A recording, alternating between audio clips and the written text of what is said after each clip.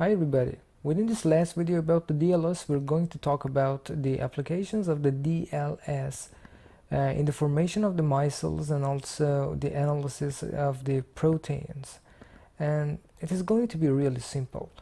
If you remember, for the DLS analysis, we used the spherical particles, and we had the hydrodynamic size of the particles by which we could calculate the diffusion coefficient.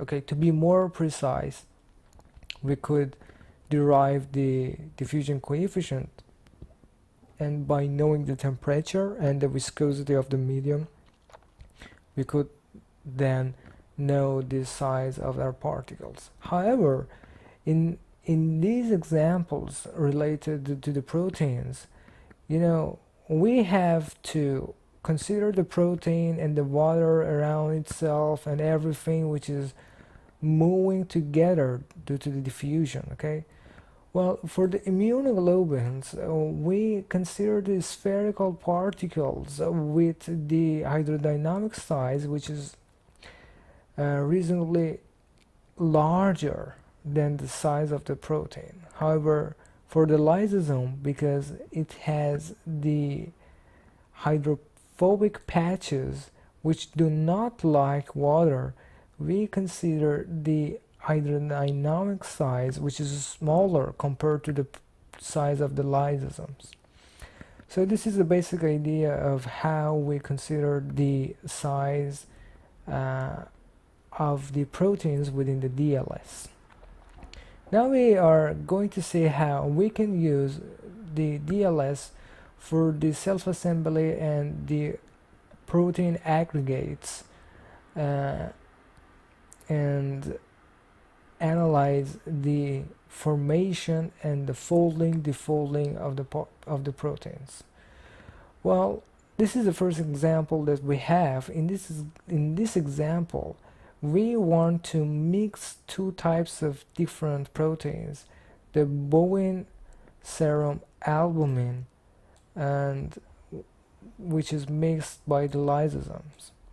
And you see here, by changing the relative percentage they have, you see here 0 to 100, 0.0 to 99.99.9, and with changing that, you will see that we have different zeta averages, and as the as the difference between these two proteins are increasing, you see that the zeta average of the radius is increasing as well, and also the polydispersity is increasing. So within this approach, we can somehow estimate the zeta average of the size of the particles of the proteins aggregates with each other with respect to the relative amounts of these two proteins compared to each other. Well, in this example, we want to use the DLS for measuring the melting transition of a certain protein. And you see here, as we increase the temperature, the green light, which shows the light intensity, and the red light, which shows the zeta average size, they are both remaining somehow constant, and at a temperature here, the transition of the melting point is reached, at which the transition of the proteins happen, so that they melt, and perhaps after that they aggregate. And not only the light intensity is increasing due to having more particles, due to having larger particles, but also the Z average size of the particles is increasing as well.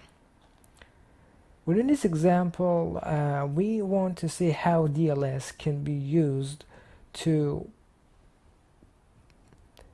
measure the critical micelle concentration.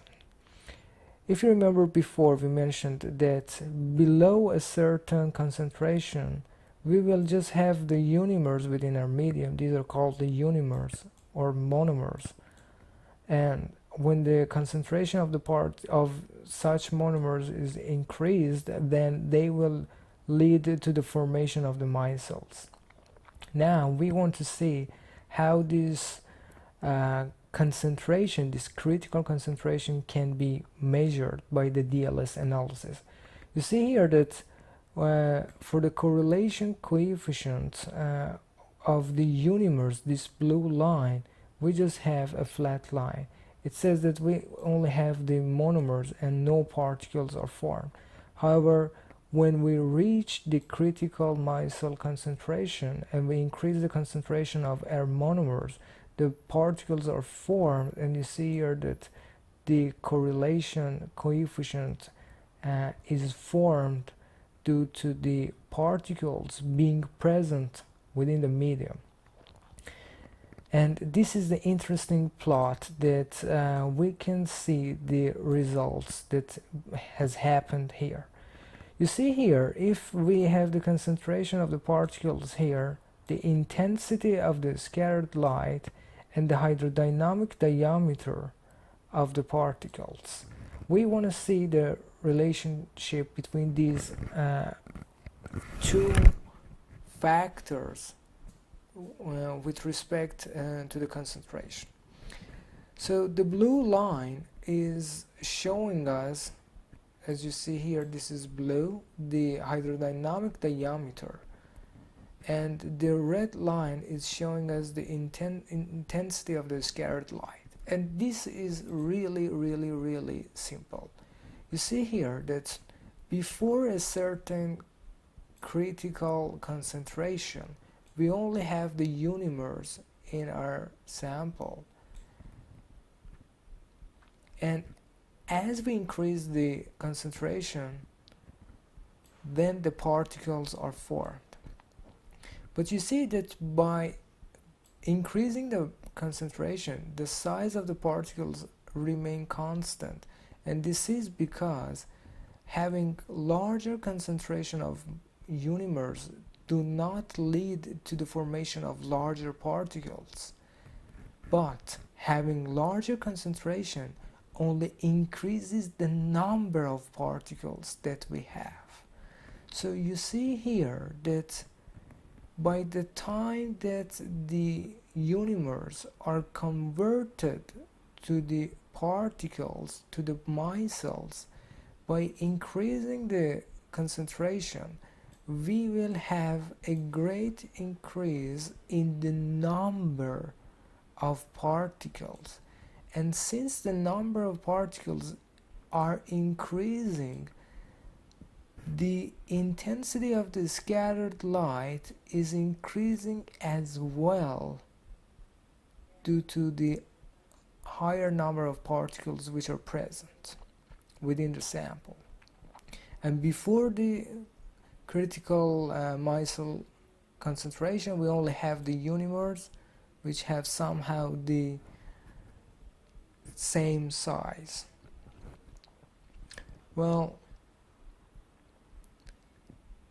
and you see here the concentration differs, and the zeta average diameter differs as well, which is the last slide provided for the size for the dynamic light scattering of Professor Cilesi.